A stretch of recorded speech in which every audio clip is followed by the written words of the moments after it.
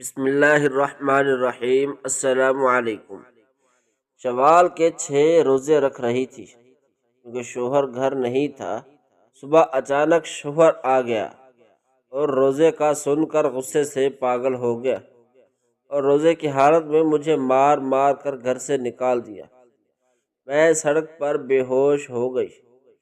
آنکھ کھلی تو عالی شان بنگلے میں ایک امیر عورت سامنے بیٹھی تھی۔ بولی، رات خواب میں ایک اللہ کا ولی آیا، کہنے لگا سڑک پر بے ہوش عورت ملے گی تو اس کے نام اپنا سب کچھ کر دینا۔ وہ سب میرے نام کر کے اگلے روز مر۔ شوال مکرم کا آج مجھے 6واں روزہ تھا اور میں بہت خوش تھی کیونکہ میں گھر میں بالکل اکیلے تھی اور میں چاہتی تھی کہ میرا زیادہ تر وقت عبادت میں ہی گزرے۔ گھر کے کام کاج تو بہت جلد ہو جایا کرتے تھے اور پھر اس کے بعد میں بالکل فارغ ہوا کرتی تھی۔ اس لیے میں نے عبادت کا معمول بناتے ہوئے خود کو روزہ کے لیے تیار کیا اور آج میں مکمل 6واں روزہ رکھ لیا تھا۔ میرا شوہر کہیں باہر گیا ہوا تھا، شہر سے باہر۔ انہیں چند دنوں کے لیے رہنا تھا، اس لیے تو میں گھر پر اکیلی اور بالکل فارغ تھی۔ میرے شوہر الگ مزاج کے انسان تھے۔ انہیں نماز روزوں سے دور دور تک واسطہ نہیں تھا اور خود کو لبرل سمجھتے تھے، اس لیے انہیں پسند نہیں تھا میں روزے رکھوں یا زیادہ تر وقت عبادت میں گزاروں۔ اس لیے شوہر کی غیر موجودگی میں زیادہ تر نفلی روزے رکھتی تھی۔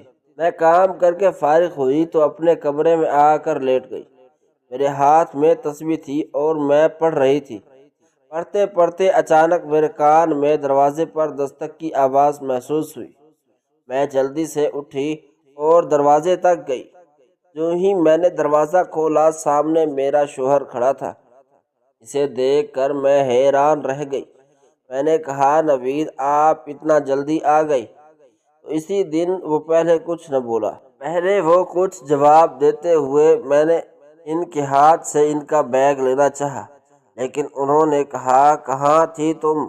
کب سے دروازہ بجائے جا رہا ہوں۔ میں نے کہا، میں اندر کمرے میں آرام کر رہی تھی۔ وہ کہنے لگا، کیوں اس وقت تو تم کچن میں رہتی ہو؟ لیکن میں نے کہا، میں آج روزہ تھا، اس وجہ سے ہی تو میں اندر کمرے میں آرام کر رہی تھی۔ بس میرا یہی کہنا تھا۔ ایک زناٹے دار تھپڑ میرے چہرے پر آ لگا اور میں گھوم کر رہ گئی۔ میرا سر ایک دم سے چکرانے لگا۔ اتنا شدید تھپڑ میں نے زندگی بھر نہیں کھایا تھا۔ میں نے حیرت سے ان کی جانب دیکھا تو ان کی آنکھیں شعلہ برسا رہی تھی۔ نہ جانے اچانک کیا ہو گیا تھا۔ وہ اتنے دن باہر رہ کر آئے تھے اور اب یوں مجھ پر غصہ ہو رہے تھے۔ میں سمجھ سکتی تھی کہ وہ اتنے دنوں بعد گھر آئے تھے۔ ان کو میرا روزہ رکھنا پسند نہیں آیا کیونکہ وہ مرد تھے، ان کی بھی کچھ ضرورتیں تھیں، لیکن میں نے جان بوجھ کر ایسا نہیں کیا تھا۔ مجھے معلوم نہیں تھا کہ میرے شوہر اچانک آ جائیں گے۔ میں نے کہا، نوید، آپ اتنا غصہ کیوں ہیں؟ لیکن وہ کہنے لگا، تمہیں کس نے اجازت دی روزہ رکھنے کی؟ تمہیں شرم نہیں آتی روزہ رکھ لیا؟ تمہیں شوہر کے حقوق کا نہیں پتہ؟ رمضان کے روزے رکھتی ہو وہ کم نہیں جو اب ہر وقت نفلی روزے رکھ کر بیٹھ جاتی ہو۔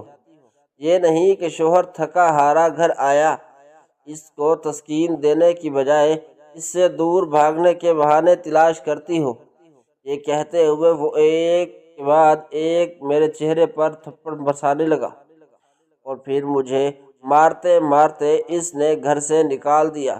کہنے لگا، اب تمہاری جگہ اس گھر میں نہیں، دفع ہو جاؤ، اس گھر سے دوبارہ مجھے نظر نہ آنا، طلاق کے کاغذات میں تمہیں بھجوا دوں گا۔ میں نے کہا، نوید، یہ آپ کیا کہہ رہے ہیں؟ میں کہاں جاؤں گی؟ میرا کوئی میکا نہیں ہے، میں تو صرف آپ ہی کے سہارے پر ہوں۔ لیکن وہ بہت شفاق ہو چکا تھا، اسے اب میری کوئی پرواہ نہیں تھی، جبکہ میں حیران تھی کہ آخر انہیں ہوا کیا تھا۔ لیکن ان کے اس رد عمل پر میری آنکھیں آنسو بہاتی جا رہی تھی اور میرے دل میں شدید درد کی ٹھیس اٹھ رہی تھی۔ اس شخص کو تو میں نے اپنا تن من دھن سب کچھ دے دیا تھا۔ میری زندگی کا واحد مرکز ہی یہی انسان تھا، اور اب اسی نے مجھے اپنے گھر سے نکال دیا تھا بنا کسی عذر کے۔ میں حیران پریشان روتی ہوئی سڑک کنارے چلنے لگی۔ آہستہ آہستہ دھوپ زیادہ ہوتی گئی اور گرمی کی شدت میں اضافہ ہوتا جا رہا تھا۔ اوپر سے روزے کی حالت میں بھٹکی رہتی تھی۔ روتے روتے مجھے کافی وقت گزر چکا تھا اور اب چلتے چلتے میں تھک چکی تھی۔ سورج اب مکمل طور پر سر پر آن کھڑا ہوا تھا۔ مجھے جلد سے جلد اپنے لیے کوئی جائے پناہ ڈھونڈنی تھی، لیکن اس شدید گرمی میں دھوپ میں مجھ سے مزید چلا نہیں جا رہا تھا۔ اچانک ہی میرے سامنے اندھیرا ہوا اور میں چکراتے ہوئے بے ہوش ہو گئی۔ پھر نہ جانے میرے ساتھ کیا ہوا، لیکن جب میری آنکھ کھلی تو میں یہ دیکھ کر حیران رہ گئی کہ میں ایک بہت بڑی عالی شان گھر میں تھی۔ یہ گھر بھی اتنا بڑا اور میرے سورج سے کہیں زیادہ تھا۔ میں نے حالات کو سمجھتے ہوئے ادھر ادھر اٹھ کر دیکھا۔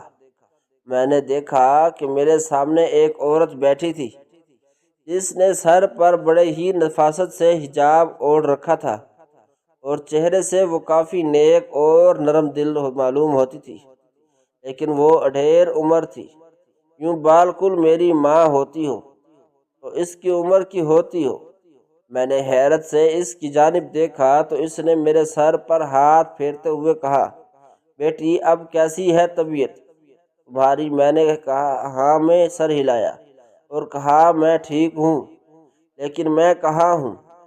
آپ کون ہیں؟ وہ کہنے لگی، بیٹا یوں سمجھو کہ میں تمہارے لیے ایک فرشتہ بن کر تم میرے لیے ایک فرشتہ بن کر آئی ہو۔ تم جانتی ہو یہ میرا گھر ہے، تمام دولت شہرت تمام نوکر چاکر میرے ہیں، اور میری صرف ایک ہی بیٹی ہے، لیکن خدا کی کرم نوازی ہے کہ میں بہت زیادہ امیر ہوں، لیکن پھر بھی میری بیٹی بہت عیاش ہے۔ مجھے سمجھ نہیں آ رہی تھی کہ آخر میں کیا کروں۔ پچھلے کافی دنوں سے میری حالت کچھ ٹھیک نہیں رہ رہی تھی۔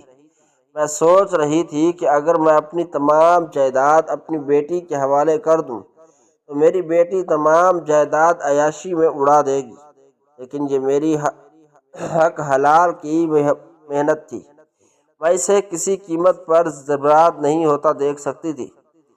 میں کل رات جب سوئی تو اللہ تعالیٰ کے حضور دعا کر کے سوئی تھی کہ مجھے کوئی راستہ دکھا دے، کوئی ایسا راستہ جس سے میری دولت صحیح ہاتھوں میں جائے۔ تو جب میں سوئی تو مجھے خواب میں ایک ولی کی زیارت ہوئی۔ اس نے مجھے کہا کہ کل صبح ہی صبح جب تم گھر سے نکلو تو تمہارے گاڑی کے سامنے ایک عورت آئے گی جو بے ہوش ہوگی، تم اسے اپنے گھر لے آنا اور اپنی تمام جائیداد اس کے نام کر دینا۔ اس کے ہاتھوں میں ہی تمہاری دولت محفوظ رہے گی اور پھر اس کے بعد صدقہ جاریہ بن جائے گی۔ میں کچھ نہیں جانتی، نہ تو تمہارے بارے میں جانتی ہوں اور نہ ہی اس ولی کے بارے میں جانتی ہوں، لیکن میں اتنا ضرور جانتی ہوں کہ اگر میں نے اپنے رب سے دعا کی تھی تو وہ یقیناً کوئی اشارہ تھا۔ میں وثوق سے کہہ سکتی ہوں کہ تم ہی وہی عورت ہو جس کے ہاتھ میں میری جائیداد محفوظ رہے گی اور کل کسی کو اچھے کام میں لگے گی۔ میں تمہارے نام تمہاری جائیداد کرنا چاہتی ہوں، میرے پاس زیادہ وقت نہیں ہے۔ اس نے بغیر کسی لگی لپٹی کے مجھ سے یہ بات کہی تو میں نے حیرت سے منہ کھولے اس کی طرف تکنے لگی۔ میں نے کہا لیکن آپ ہیں کون؟ آپ اپنا نام تو بتا دیں۔ اس نے مجھے اپنا نام بتایا۔ اس کا نام شبنم آرا تھا۔ اس کا اور میرا کوئی خونی تعلق نہیں تھا، لیکن کوئی ایک ایسا تعلق تھا جو ہمیں ایک دوسرے کے قریب لا رہا تھا۔ وہ شاید کچھ ایسا تھا جس میں مقناطیسی تھی۔ میں حیرت سے اس کا منہ تک رہی تھی۔ میں جو ابھی کچھ دیر پہلے رو رو کر خدا سے یہی دعائیں کر رہی تھی کہ مجھے رہنے کے لیے کوئی چھت دے دے، میرا کوئی آسرا بنا دے، کوئی وسیلہ بنا دے، اور پھر اب ایسا ہی تو ہو چکا تھا۔ میں نے آنکھوں میں آنسو لیے اوپر کی طرف دیکھا۔ بظاہر تو سامنے چھت تھی، لیکن میرا تصور اوپر کہیں دور آسمانوں سے پرے اس عرش پر تھا جہاں پر میرا رب بیٹھا تھا۔ وہ بڑا کارساز تھا۔ میرا ایمان اس پر مزید پختہ ہو گیا۔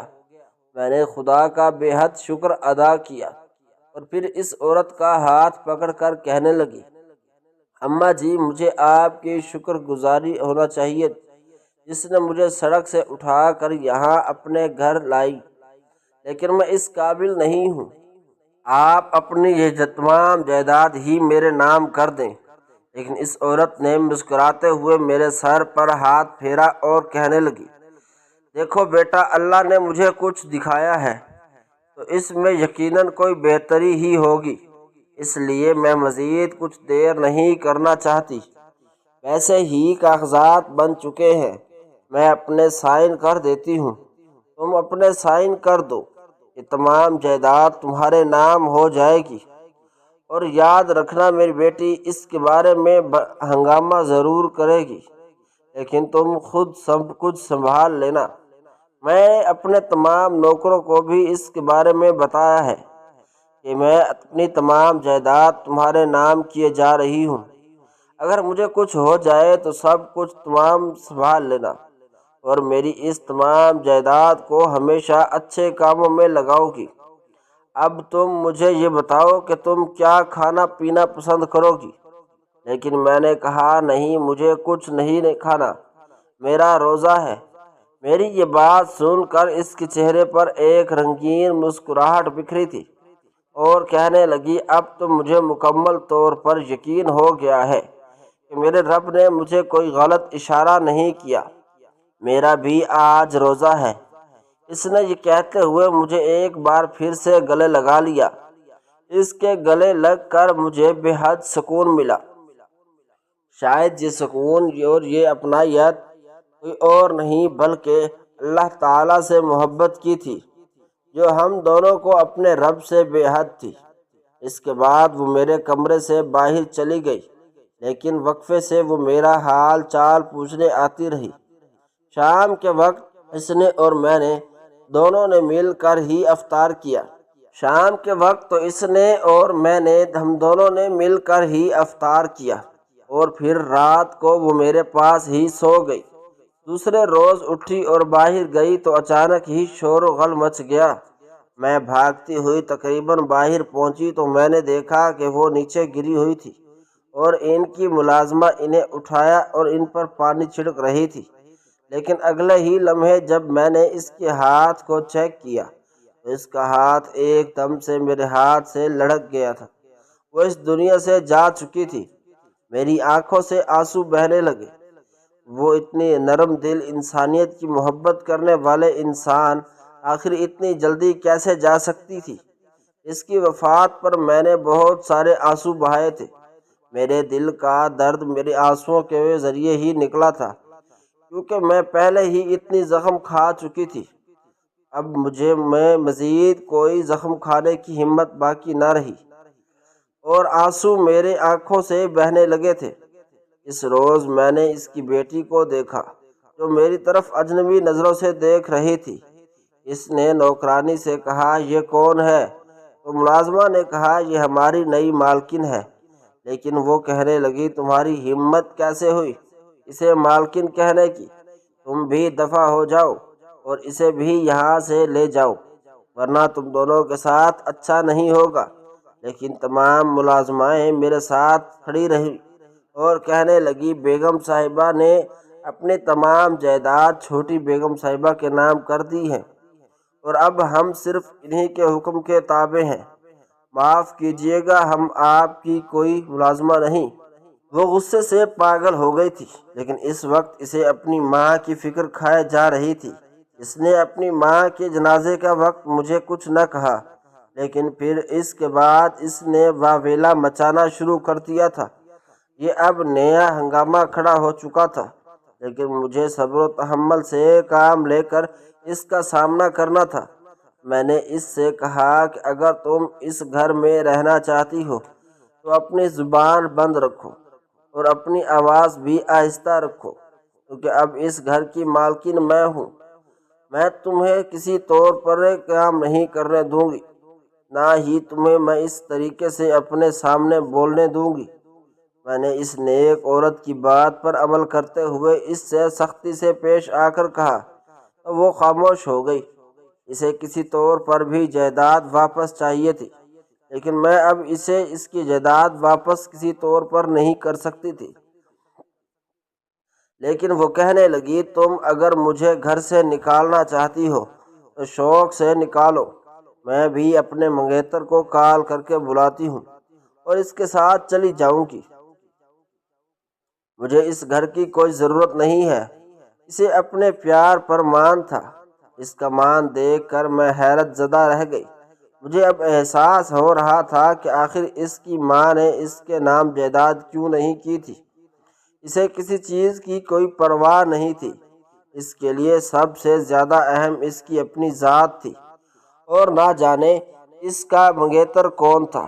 میں نے اس کی بات پر خاموشی سے اس بات میں سر ہلایا اور کہا، ٹھیک ہے، بلاؤ اسے، ہم بھی تو دیکھیں کہ وہ اتنا کون سا اچھا اور نیک انسان ہے جس کے لیے تم اپنی ماں کو بھی بھولنے کے لیے تیار ہو، اور اسی کے بل بوتے پر تم اس کے ساتھ رہنا بھی چاہتی ہو۔ میرے خیال سے تو تم اتنی امیر کبیر ہو، کوئی بھی لڑکا تمہارے ساتھ سنسر نہیں ہوگا سوائے تمہاری جائیداد کے لالچ کے۔ کوئی بھی لڑکا تمہارے ساتھ کھڑا نہیں ہوگا۔ میں نے اس کی طرف دیکھتے ہوئے کہا تو اس نے جلدی سے کال ملائی اور اپنے منگیتر کو بلایا۔ اگلے ہی گھنٹے میں جو ہی دروازہ کھلا، میرے تو پیروں تلے سے زمین ہی نکل گئی، کیونکہ سمر کا منگیتر کوئی اور نہیں بلکہ میرا اپنا شوہر نوید ہی تھا۔ اسے یوں اپنے سامنے اس گھر میں دیکھ کر میرے پیروں تلے سے زمین ہی نکل گئی تھی۔ میں نے حیرت سے اس کی جانب دیکھا اور پھر اس نیک عورت کی بیٹی سمر کی طرف دیکھا۔ میں نے کہا، یہ تمہارا منگیتر ہے؟ تو وہ کہنے لگی، ہاں، یہی میرا منگیتر ہے۔ میں نے کہا، کب ہوئی تمہاری منگنی؟ تو وہ کہنے لگی، تمہیں اس سے کیا مطلب؟ میں نے کہا، بتاؤ تو صحیح، آخر پتہ تو چلے۔ وہ کہنے لگی، تمہاری منگنی کچھ روز پہلے ہی ایک ریسٹورنٹ میں ہوئی تھی۔ میں نے کہا تھا تمہاری ماں اس بات پر راضی تھی، لیکن وہ سر جھکا گئی۔ میرا شوہر بھی شرمندہ سا کھڑا تھا۔ وہ حیران پریشان کبھی مجھے دیکھتا اور کبھی سمر کو دیکھتا۔ میں نے کہا، خدا کا شکر ہے کہ خدا نے مجھے آپ جیسی شخص سے بچا لیا۔ مجھے یقین نہیں تھا کہ آپ نے مجھے خواہ مخواہ میں ہی گھر سے نکالا ہوگا۔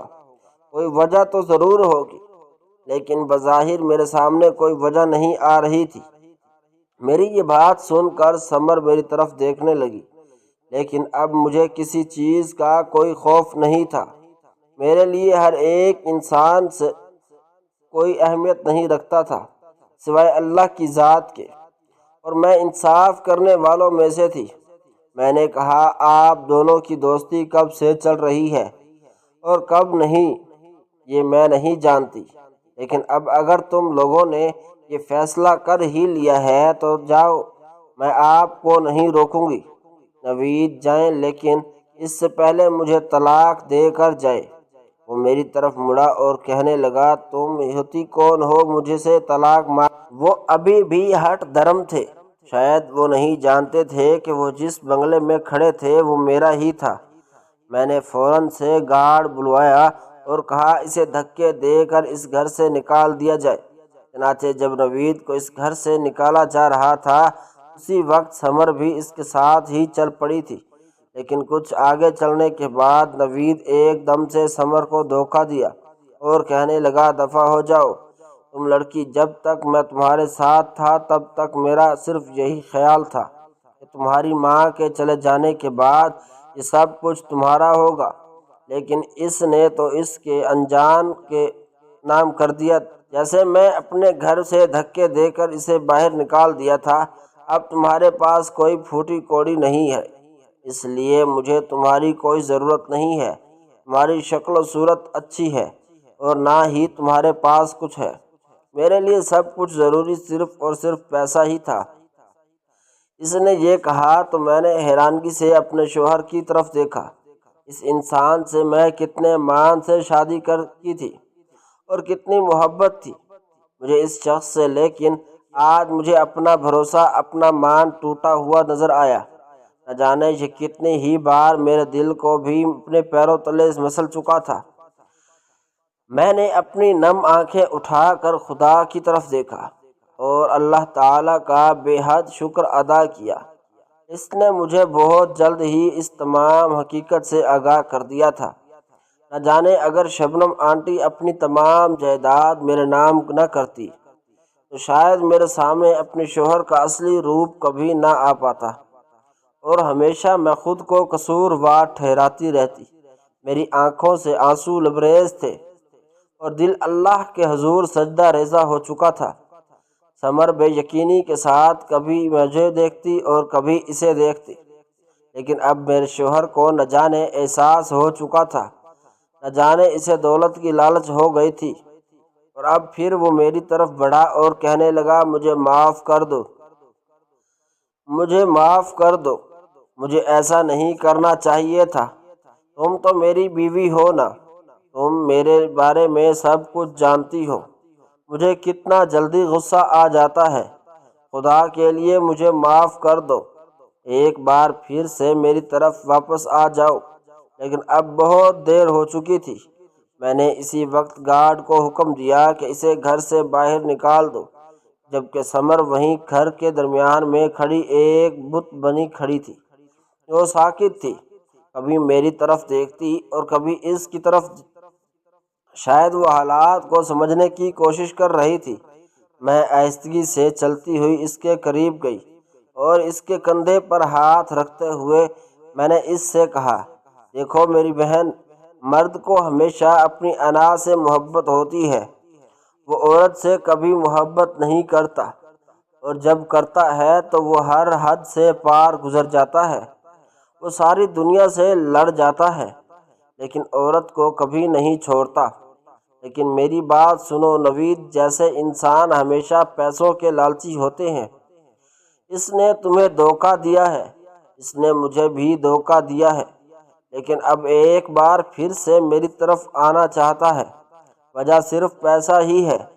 مجھے اس پیسے کی کوئی ضرورت نہیں، یہ سب کچھ تمہارا ہی ہے، لیکن میں تمہاری ماں کی آخری وصیت سمجھ کر اس سب کو اپنے پاس رکھ رہی ہوں۔ تم میری چھوٹی بہنوں کی طرح ہو، میں تمہیں ہمیشہ اچھا مشورہ ہی دوں گی۔ میری بہن، وہ کبھی تمہارے ساتھ مخلص نہیں ہے، وہ بھی تمہیں دھکتا جا رہا ہے۔ لیکن اس نے میرے ہاتھ کو جھٹک دیا اور کہنے لگی، تم ہوتی کون ہو مجھے روکنے والی؟ یقیناً تمہارے دل میں یہی خواہش ہوگی کہ تم مجھ سے نوید کو چھین لو گی، لیکن ایسا کبھی نہیں ہوگا، وہ صرف میرا ہی اور میں صرف اس کی۔ سنا تم نے؟ یہ کہتے ہوئے وہ اس کے پیچھے بھاگی۔ میں نہیں جانتی وہ اس کے پیچھے کتنا بھاگی اور کتنا نہیں، لیکن مجھے اس پر بے حد افسوس ہوا۔ میں نے اس کی حالت زار پر رحم کھاتے ہوئے اللہ تعالیٰ سے دعا کی کہ خدا اسے اپنی امان میں رکھے اور اسے جلد سے جلد ہدایت عطا کر دے۔ یہ کہتے ہوئے میں نے گھر کا وزٹ کرنا شروع کیا اور پھر شبنم آنٹی کے کمرے میں آ گئی۔ ان کے ایک چیز کو دیکھ کر میرے دل میں ان کے لیے مزید محبت بڑھنے لگی۔ یہ مقناطیسیت، یہ انسانیت، یہ کیسی تھی؟ کچھ سمجھ نہیں آ رہا تھا۔ بس یوں لگ رہا تھا جیسے ہم دونوں ایک ہی منزل کے مسافر ہوں، اور یہ منزل کوئی اور نہیں بلکہ اللہ کی محبت۔ اسی وجہ سے ہم دونوں ایک دوسرے سے اس قدر مانوس ہو چکی تھی۔ لیکن شاید قدرت کو کچھ اور ہی منظور تھا، شاید یہ سب کچھ اور ہی تھا۔ میں نے ان کی جائے نماز کو اٹھایا اور اس سے پہلے کہ میں جائے نماز کو کھول کر دیکھتی، جائے نماز کے نیچے ایک پرچی رکھی تھی۔ میرا دل دھک دھک کرنے لگا۔ میری آنکھیں حیرت کے مارے کھل گئی۔ اس کے اوپر لکھا تھا ہادیہ کے نام۔ ان کو میرے نام کا کیسے معلوم تھا؟ بے شک ان سے میں 2 دن پہلے ہی ملی تھی، لیکن پھر بھی اس پر جو تاریخ لکھی تھی وہ کچھ عرصہ پہلے کی تھی، یعنی 1 مہینے پہلے کی۔ مجھے شدید حیرت کا جھٹکا لگا تھا۔ میں نے جیسے ہی وہ پرچی اٹھا کر کھولی، میرا دل دھک دھک کرنے لگا اور میری نظر اندر لکھے الفاظ پر پڑی تو میرے ہاتھ تھر تھر کانپنے لگے۔ اس میں لکھا تھا، پیاری ہادیہ، میں جانتی ہوں ایک دن ایسا ضرور ہوگا، تم میری غیر موجودگی میں یہاں میرے کمرے میں آؤ گی اور تمہیں یہ پرچی مل جائے گی، اور تب تک میں اس دنیا میں نہیں رہوں گی۔ لیکن بیٹا، تم جانتی ہو میں نے یہ تمام جائیداد تمہارے نام کیوں کی؟ کیونکہ یہ تمام جائیداد صرف تمہاری ہے، کیونکہ تمہاری پیدائش پر تمہاری ماں اس دنیا سے چلی گئی تھی، جبکہ تمہارا باپ تمہاری پیدائش سے پہلے ہی دنیا سے چلا گیا تھا۔ میں کوئی اور نہیں بلکہ تمہاری چچی ہوں۔ جیسے پہلے کبھی اللہ کا خوف نہ رہا تھا، میں ہمیشہ ایک لالچی انسان ہی رہی، لیکن میری زندگی میں پھر کچھ ایسا ہوا کہ میرا رخ خود بخود خدا کی طرف ہو گیا۔ میں کب سے تمہیں ڈھونڈ رہی تھی، نہ جانے تم کہاں ہوگی۔ میں نے تمہیں اپنے گھر کی ایک ملازمہ کے ہاتھ دے دیا۔ تم سوچتی ہوگی کہ تم نے ایک غریب خاندان میں آنکھ کھولی، لیکن نہیں، تم اس بڑے خاندان کی اکلوتی وارث ہو، اس جائیداد کی اکلوتی وارث ہو۔ میرے شوہر کے پاس تو کچھ بھی نہیں تھا، وہ میری ایک بیٹی کے بعد اس دنیا سے چلا گیا تھا اور ہمارے پیچھے کچھ بھی نہ چھوڑ کر گیا تھا۔ لیکن جب تم پیدا ہوئی اور تمہاری ماں اس دنیا سے چلی گئی، اب میرے دماغ میں ایک شیطانی خیال آیا، اور وہ یہ تھا کہ میں یہ تمام جائیداد اپنے پاس رکھوں گی اور تمہیں ایک ملازمہ کے ہاں بیچ دوں گی۔ چنانچہ میں نے ایسا ہی کیا، اپنے گھر کی ایک ہی بے اولاد ملازمہ کے ہاتھ تمہیں بیچ دیا اور اسے اس گھر سے نکال دیا۔ لیکن کچھ عرصہ بعد میرا ایکسیڈنٹ ہوا اور میں موت کی دہلیز پر تھی۔ تب مجھے احساس ہوا کہ میں نے بہت غلط کیا۔ میں نے موت کو خود سے 1.25 گز فاصلے پر ہی دیکھا تھا۔ تب سے میں نے ارادہ کر لیا تھا کہ اب اس میں پھوٹی کوڑی بھی اپنے لیے نہیں رکھوں گی۔ جائیداد کو بڑھانے کے لیے دن رات محنت کی اور اپنی محنت کا کھایا تمام پیسے میں سے 1 روپے بھی نہیں لگایا۔ مجھے معاف کرنا جو میں نے تمہارے ساتھ کیا۔ تمہاری زندگی کی تمام تلخیاں میرے سامنے ہیں۔ میں نے تمہاری رضائی ماں اور تمہیں ڈھونڈنے کی بہت کوشش کی، لیکن تم نہ ملی۔ لیکن ہاں، اب تمہارا پتہ چل گیا ہے، وہ نوکرانی اللہ کو پیاری ہو چکی ہے اور تمہارا شوہر تمہارے ساتھ مخلص نہیں ہے۔ یہ سب کچھ میں جانتی ہوں، کیونکہ جو تمہارا شوہر نوید ہے وہ میری بیٹی کے ساتھ چکر چلا رہا ہے۔ لیکن اب میرے دل میں اللہ کا ڈر تھا۔ اب میں مکمل طور پر اللہ کی اطاعت گزار بندی بن چکی ہوں، لیکن میری بیٹی بہت لالچی اور خود غرض ہے۔ میں جلد سے جلد تمہیں ڈھونڈنا چاہتی تھی اور میں اس لیے اپنے مرنے سے پہلے ہی یہ خط تمہارے لیے چھوڑ کر جا رہی ہوں۔ میں نے اپنی بیٹی کے ذریعے ایک سازش کی تھی، تمہارا شوہر کیسے بھی کر کے تمہیں گھر سے نکال دے، پھر اس کے بعد گھر تک لانے کی ذمہ داری میری تھی۔ میری بیٹی نے کیا سمجھا تھا کہ وہ اپنی بیوی کو گھر سے نکال دے گا تو پھر میری بیٹی کو اپنے ساتھ لے جائے گا، لیکن میں جانتی تھی کہ وہ ایسا بد کردار شخص ہے جو سوائے پیسے کے کسی اور عورت پر نہیں مرتا۔ وہ بس پیسے والی عورت کے پیچھے ہی بھاگتا ہے۔ لیکن مجھے اپنی بیٹی کو بھی اس کے شکنجے سے دور رکھنا ہے، اور تمہیں بھی میری بیٹی مجھے ہو سکے تو معاف کرنا۔ تمہاری زندگی میں تلخیاں اور جو سختیاں آئی وہ سب میری وجہ سے آئی ہیں، لیکن یقین رکھو میں اپنے دل سے بہت شرمندہ ہوں۔ میری بیٹی کا خیال رکھنا، اسے غلط ہاتھوں میں مت پڑنے دینا، اور اپنی جائیداد کو تم خود سنبھالو، اللہ تمہارا حامی و ناصر ہو۔ وسلام، تمہاری گنہگار چچی۔ اس کے آگے خط تو ختم ہو چکا تھا، لیکن میری آنکھوں سے آنسو بہنے لگے تھے۔ میری زندگی کی کتنی مشکلات آئیں، سعیدہ اماں نے مجھے پالا پوسا اور جوان کیا، پھر میری شادی بھی کر دی، اس سے دنیا سے رخصت ہو گئی۔ اگر ان کی زندگی میں مجھے یہ تمام جائیداد مل جاتی تو میں آج ان کی خدمت کر رہی ہوتی، لیکن انہوں نے تو ساری جوانی میرے نام کر دی تھی۔ ابھی میں اس کو پڑھ کر آنسو بہا رہی تھی کہ دروازے پر دستک ہوئی۔ ثمر دروازے پر موجود تھی، میری طرف دیکھتے ہوئے کہنے لگی، مجھے معاف کر دو حاجیہ، میں تمہاری گنہگار ہوں۔ میں نے تمہارے شوہر کو پھانسا، لیکن وہ میرے جنگل میں بھی نہ پھنسا۔ وہ یقیناً ایک بد کردار ہے، لیکن اب مجھے احساس ہو چکا ہے۔ میں نے اس کی طرف دیکھا تو میری آنکھوں سے آنسو بہہ رہے تھے۔ اس نے مجھے یوں روتے دیکھا اور میرے ہاتھ میں پکڑے کاغذ کو دیکھا تو پکڑ کر پڑھنے لگی۔ کچھ لمحوں بعد اس کی کیفیت بھی بالکل میری کیفیت کی طرح تھی۔ وہ پھوٹ پھوٹ کر رونے لگی اور میرے گلے سے لگ گئی۔ مجھے یہ خوشی تھی کہ وہ رائے راست پر آ چکی تھی، اسے حقیقت کا پتہ چل گیا تھا۔ اس کے بعد میں نے اس سے کہا، تم فکر نہ کرو، نوید ہمارا کچھ نہیں بگاڑ پائے گا۔ لیکن وہ کہنے لگی، نوید تمہیں لینے آ رہا ہے، وہ کہتا ہے وہ کسی صورت تمہیں طلاق نہیں دے گا۔ میں نے کہا، وہ ایسے طلاق نہیں دے گا، اس کی اتنی جرأت کہ وہ ایسا کہے، مجھے اس بد کردار شخص کے ساتھ نہیں رہنا۔ یہ کہتے ہوئے میں آگے بڑھی تو دیکھا وہ بھی دروازے پر ہی کھڑا تھا۔ وہ مجھ سے معافی مانگنے لگا، لیکن میں اس کے چہرے پر ایک زناٹے دار تھپڑ مارا اور کہا، مجھے آج پتہ چلا ہے خدا شرک کیوں نہیں پسند کرتا۔ یہ کوئی اور نہیں بلکہ میری بہن ہی سمجھو اسے، اور آج کے بعد ہم دونوں کی طرف آنکھ اٹھا کر نہ دیکھنا۔ یہ کہتے ہوئے میں نے گارڈ بلوائے اور اسے دھکے دے کر گھر سے نکال دیا۔ اب میرے دل میں ایک سکون اتر چکا تھا۔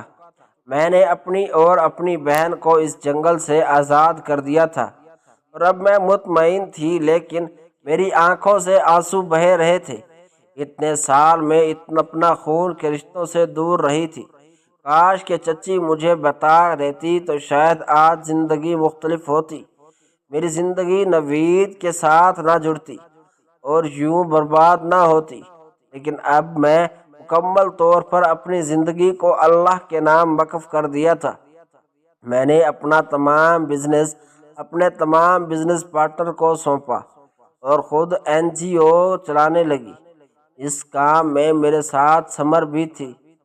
ہم دونوں نے مل کر NGO کھولی، جن میں غریب بچوں اور یتیم بچوں کی لیے کافی سہولتیں موجود تھیں، اور غریب لوگوں کے لیے عطیات بھی مہیا کر دیے تھے۔ میرے دل میں ایک مکمل طور پر سکون اتر چکا تھا۔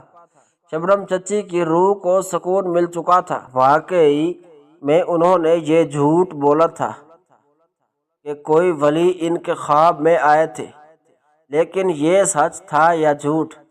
لیکن یہ سچ تھا کہ اب ان کی جوڑی ہوئی وہ تمام جائیداد جو میرے نام کر گئی تھی، وہ اب ان کے لیے صدقہ جاریہ بن چکی تھی۔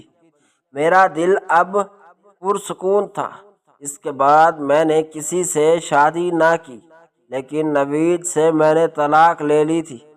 مجھے اس جیسے شخص کے ساتھ نہیں رہنا تھا، اور میں یہ جان چکی تھی کہ اللہ اپنے نیک بندوں کے ساتھ کبھی نہیں چھوڑتا، وہ ہمیشہ اپنے نیک بندوں کے ساتھ رہتا ہے ہر حال میں، اور یہ ثابت ہو چکا تھا۔